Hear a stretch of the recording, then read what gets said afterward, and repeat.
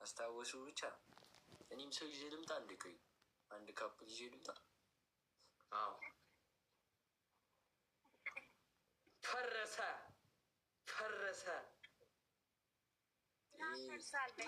እንትን ነበረ እየፈተንኳቸው ነበር። አንዳንዴ እኮ ስሜታዊ ስትሆን እኮ ነው እውነት የምታወራው። አረ ይህን ፊልተር አጥፊው በእናትሽ።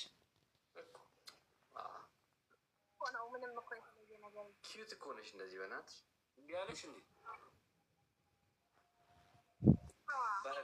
በረዶ ጋይስ